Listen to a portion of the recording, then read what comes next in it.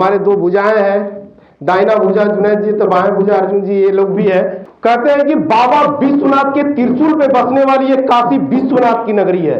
वहीं के पास मां गंगा के निर्मल पवित्र अपनी जल की पवित्रता की गाथा कह रहे हैं। वहीं पे सामने मां सरस्वती के आंचल में बसने वाला ये काशी हिंदू विश्वविद्यालय।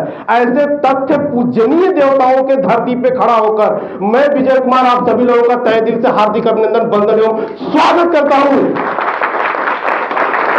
कसम बता रहे हैं खुदा की, हर व्यक्ति आपके साथ जुड़ेगा। समझ रहा है ना? कंपनी वो शिशु है जो अभी मां के गर्भ में है। हिंदुस्तान नहीं, पूरे विश्व के अंदर अगर हम बात करें तो अभी प्राकृतिक के गर्भ में बेदविटा नेचुरल प्राइवेट लिमिटेड कंपनी पल रही है। जिस दिन 9 महीना होगा उस दिन बाहर आएगी, उसके बाद बताएगी कि हम क्या है। इसको पालने वाले, इसको स्थापना देने वाले हमारे कंपनी के MD mister Shashikant sir. Best management, जितनी तारीफें करें कम है। इन सब के बाद भी कंपनी के जितने भी लीडर्स हैं, बेदविटा नेचुरल प्राइवेट लिमिटेड कंपनी को समझना बहुत आसान है, लेकिन करना बड़ी मुश्किल है। इसको समझना हर किसी के बस की बात हो सकती है। प्लान दिखाइए, बहुत अच्छा प्लान है। कोई व्यक्ति को प्लान दिखाइए, हर व्यक्ति बोलेगा कि बहुत अच्छा प्लान है सर, बहुत बेस्ट है, सब कुछ करना चाहिए, इसको सर कर लेना चाहिए। तो करने की बात आती है तो लोगों ने नहीं करते हैं। जानते हैं क्यों? क्योंकि बेदविटा कंपनी एक ये चीज हमें देती है कि आप अपने कम बजट की बात कितनी बड़ी अचीवमेंट लेकर आते हैं। लोग ज्यादातर अदर कंपनी के अंदर आप देखेंगे तो ज्यादातर लोग मोटिवेट करते हैं, बड़ी रकम आपको इन्वेस्ट कराते हैं, अचीवमेंट कुछ नहीं देते हैं। यहां पे जीरो इन्वेस्टमेंट है। मैं बात करूं कि यहां पे बैठा हर व्यक्ति की स्मार्टफोन से कम की हमारी ज्वाइनिंग है। दोस्तों सही में बोल पा रहा हूं? सही में बोल पा रहा हूं? तो तालियां क्यों नहीं बज रही है? तालियां आपकी नहीं बज रही है। जानते हैं क्यों? क्योंकि आज हम लोग इस बनारस की धरती में तो सिर्फ 5 मिनट का समय मिला है, ज्यादा कुछ नहीं बोलूंगा। लेकिन जिस हिसाब से आप लोगों की खामोशी है, जिस हिसाब से आप लोगों के अंदर करंट नहीं आ रहा है, ऊर्जा नहीं आ रही है, मजा नहीं आ रहा है, तो एक बात बोलना चाहूंगा कि ना थक के बैठ, अभी उड़ान बाकी है। अरे ना थक के बैठ, अभी उड़ान बाकी है। अरे मुश्किलों के घड़ी में अभी भी इम्तिहान बाकी है। अरे आज तो हमने शुरुआत किया है सिर्फ बनारस में, अरे सच बताएं तो सारा हिंदुस्तान बाकी है। कि कौन पहुंचा है अपने आखिरी मंजिल तक, कि कौन पहुंचा है अपने आखिरी मंजिल तक। अरे हर किसी के लिए थोड़ा सा आसमान बाकी है। ये तुझको लगता है कि तू उड़ने के काबिल नहीं है, लेकिन मुझे पता है कि तेरे पंखों में भी उड़ान बाकी है। बजाओ तालियां, एक बार चिल्ला के बताइए, हल्ला करके बताइए आप कितनी अचीवमेंट लेकर आ रहे हैं। बताइए आप, पूरे जोश के साथ बताइए आप, बताइए आप।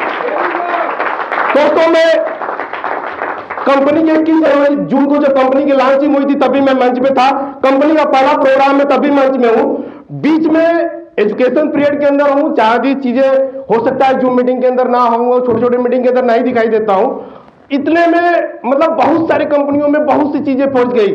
विजय सर की फोटो नहीं दिख रही है, विजय सर ये नहीं है, विजय सर वो नहीं है। मेरी सिर्फ एक क्लिप दिखा दीजिएगा कि अभी उड़ान बाकी है। अभी तो शुरुआत बनारस की है, सारा हिंदुस्तान इतने काफी है, इतने काफी है उन लोगों के लिए।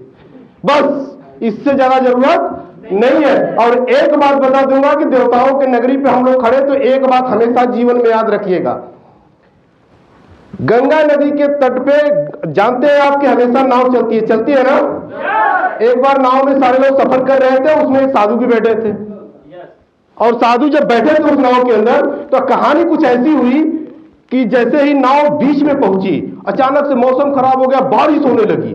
और जैसे ही बारिश होने लगी खूब तेज तेज से, सारे लोग परेशान। सारे लोग क्या कर रहे थे, बोले अरे बारिश हो रही है, हम लोग मर जाएंगे। जिनको आप पूछते हो उनको याद करो, जल्दी जल्दी बुलाओ। सारे लोगों ने कहा कि अरे मूर्खों, जल्दी जल्दी नाव से पानी बाहर निकालो, बाहर निकालो। सब लोग नाव से पानी बाहर निकाल रहे थे बरसात का। और उसी में बैठा एक साधु थे, नदी का पानी नाव में ही डाल रहे थे।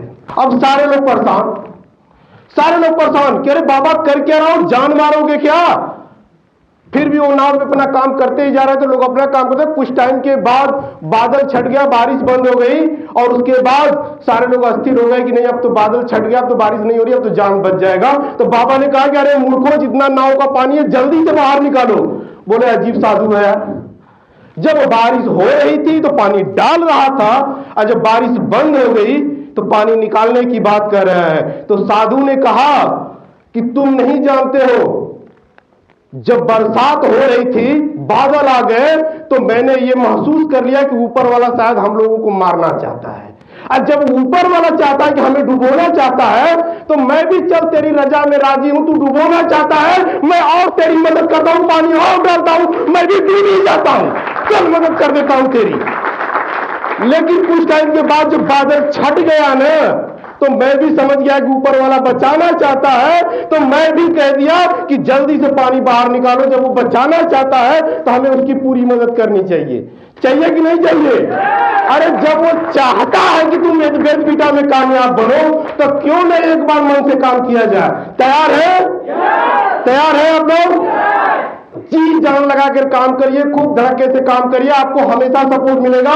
निफकीर होकर काम करिए, सारे सवालों का जवाब आप लोगों के पास है। और इतना समझ लीजिए, किसी को प्लान दिखा दीजिए, कोई कंपटीशन में इसका प्लान नहीं है। लेकिन सारे लोगों ने बात करी, एक बात हम जरूर करना चाहिए, क्या है? गूंज। अभी गूंज दिखाई नहीं दी आप लोगों को। एक बार खड़े होकर जोरदार अपना हाल ये गूंजना चाहिए। बात बनारस से शुरू होकर के हिंदुस्तान तक पहुंचनी है ना। जोरदार तालियां उसके साथ एकदम बजाइए आप लोग, एकदम जोरदार तालियां, एकदम करंट आने के लिए चिल्ला कर बताइए। डायमंड बनने को तैयार है आप लोग? डायमंड बनने को तैयार है आप लोग? डायमंड बनेंगे, पूरे जोश के साथ डायमंड बनेंगे, हर किसी को प्लान दिखाएंगे।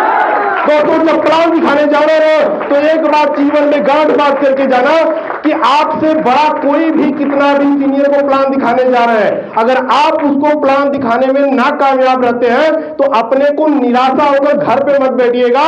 आपके कंपनी के अंदर ऐसे ऐसे लीडर्स हैं, उन्हें से फॉलो करवाइएगा, उनसे प्लान दिखवाइएगा। कसम बता रहे हैं खुदा की, हर व्यक्ति आपके साथ जुड़ेगा कि अब करना है। ठीक है? करना है ना? अभी तक तो शुरुआत है, अभी तो सुने होंगे विजय सर अभी तो देख लिया ना। आगे मिलते रहेंगे, बहुत मजा आने वाला है, बहुत सारी तरक्की भी होगी। Thank you very much. जिस हिसाब से कंपनी के मैनेजमेंट ने मेरा स्वागत किया, अभिनंदन किया, मैं भी बहुत तहे दिल से बाग बाग हो गया। Thank you very much.